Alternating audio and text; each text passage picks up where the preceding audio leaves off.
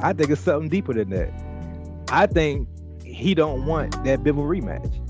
He don't want Canelo to have that Bivol rematch. I mean, to me, they shitting on the fans because they looking at y'all like y'all stupid. And look, the right eye of Son.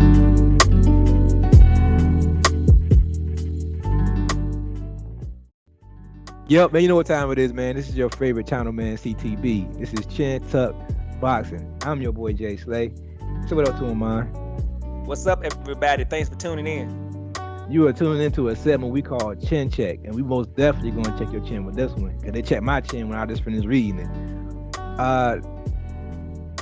Eddie Hearn, man. Eddie Hearn is still trying to sell this Triple G versus Canelo Alvarez fight. You want to read it aloud, or you want to just paraphrase what he said? I'm gonna let you, because you just brought this to my attention. I'm gonna let you paraphrase a little bit what he's trying to say. I'm gonna read it to you. The Canelo Triple G Part 3 fight becomes bigger now because people are giving Canelo a chance of winning the fight. Before it was like, oh, he's 39-40, he's not going to win the fight. Now people look at the performance and say, okay, maybe Triple G might have a chance. We seen it coming. We called it here first. Nobody picked Canelo to lose. I'm gonna say that. We picked Canelo to actually beat Bivol. But we said that if Canelo looked vulnerable in that Bivol fight, that was gonna be the selling point that Eddie Hearn was gonna use on that Triple G fight. Canelo looked vulnerable against the bigger man Bivol. Triple G has a chance. Triple G, I'm gonna say this. Triple G has a chance. He has a puncher's chance like any other fighter. I'm not going to disrespect Triple G. He's a heavy-handed fighter. He has skill. He's a more skillful fighter than a lot of people give him credit for. He has okay defense, but he has flaws. His kryptonite will forever be Canelo. I don't care how many times he fight. He can fight Canelo 10 times out of 10. Canelo will be his kryptonite. I think Canelo has his number. But Eddie Hearn is a salesman beyond salesman, man. I don't dislike the guy because I don't know him personally, so I can't dislike somebody I don't know. But I hate how he does his business. It just annoys me how he can take something and twist it and turn it into something that you know is bullshit, but you know it's gonna sell because he said it, because he's Eddie Hearn. You know, it's people leaning on that word right there and it's gonna say, yeah, he has a point.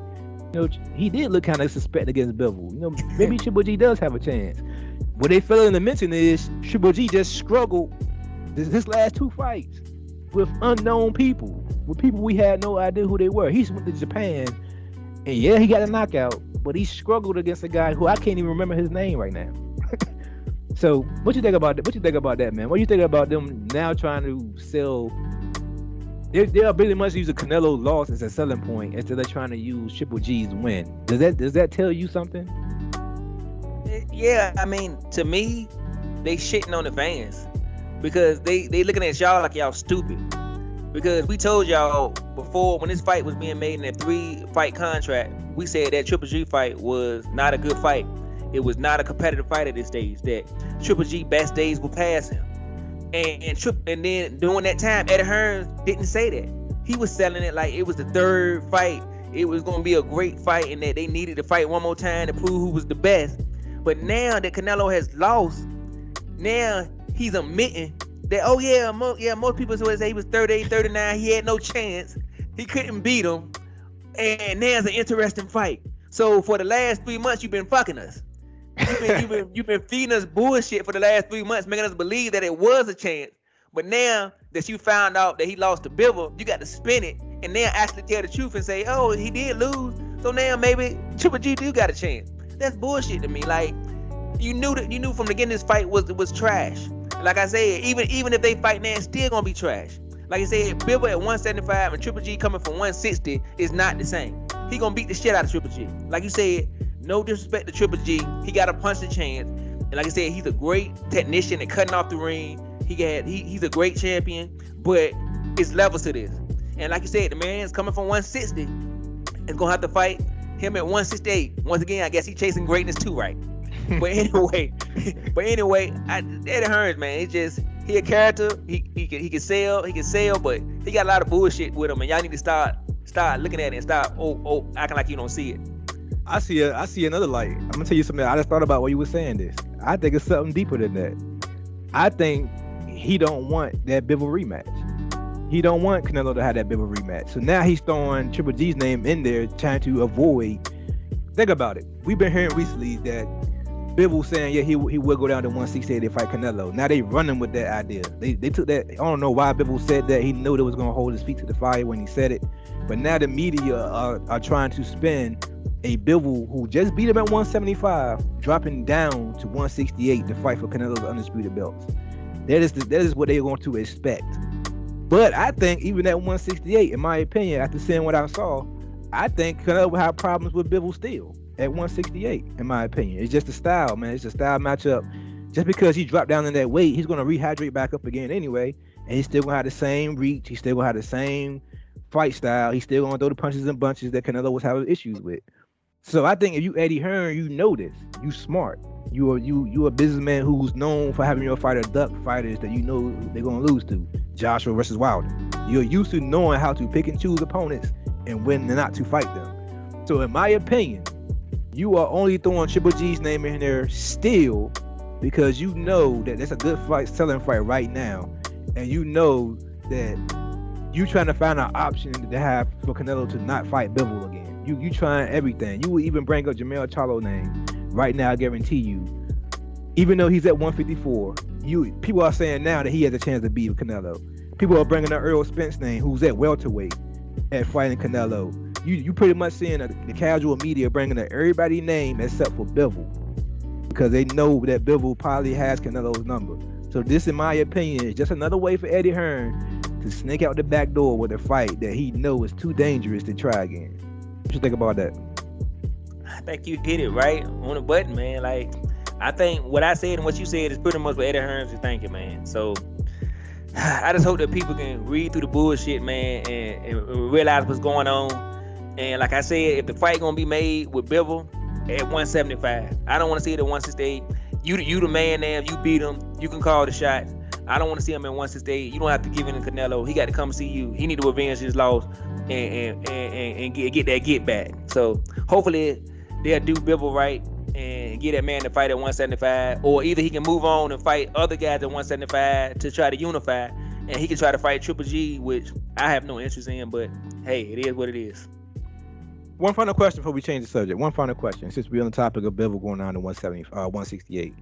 Say Bivol does go down to 168 and beats Canelo and become undisputed at 168. What is the likelihood of him defending them titles against a David Benavidez or against a Jermell Charlo? Do you think those guys are going to be chasing greatness to fight Bivol like the way Canelo did at 168? And if they do, will they be given credit for chasing that greatness? No, they won't get credit for it, but I don't think the fight will get made, honestly. I think then you're going to have two promotional banners bumping heads again, and they won't get the fight made. So I think it'll be the worst thing because Canelo is more like a free agent. He fights for 2 or 3 fights. Like I said, and I think that was his plan from the beginning, fight these 3 fights on his own, get the bag, and then go to PBC and grab those fighters on the back end and get the bag on that back end. Bivol is not the same. He don't have the same selling power. He can't demand the same kind of money. And because of that, even after beating Canelo twice? Huh? Even after beating Canelo twice? I still don't think he would be huge as Canelo is far. I think he's gonna feel like he Canelo, and that's the problem. I think his promotional banner is gonna come like Canelo and say, "This is what we want. We want $35 million to fight David Benavidez," and he's not gonna bring that kind of revenue in. So they're gonna bump heads, and I don't think a deal gonna get made. So I think it's the worst thing for a 168-pound division for Bivol to win, not because of him per se, but because of the nasty business about this. And when you got 2 promotional banners trying to get on one page, so I'm afraid of that because I feel like we at a stage where the walls is closing in on 168, and we're about to get all those big fights from Triple G, Charlo, David Benavidez, Caleb Plant, Canelo. I think we're about to get these fights now, and I think Bivol will kind of fuck it up. So I'm kind of hoping that he don't come to 168. He stay at 175 where he belong at. I'm gonna be honest. If he does come to 168, I don't see him sticking around there. I think he's too big, to be honest. If he make that weight and beats Canelo that weight, I think all the belts will be vacant. So in my opinion, it might be the best thing for 68, because now you get all these vacant belts. You know they're gonna have Jermell Charlo get one. You know they're gonna have. He's gonna run up there. Triple G gonna run up there. Triple G gonna run up there. So a lot of these fights gonna be happening because everybody gonna want those vacant belts. So hopefully they don't mix it up with these dumbass mandatories. You know what I'm saying? Oh, Lemieux got to fight somebody. Some unnamed people got to fight for these belts. But we know how they're going. We know how they're going to do. But I think it'd be pretty good for boxing, man, in my opinion, because I think they will force the David Benavidez of the world to actually fight somebody for a belt.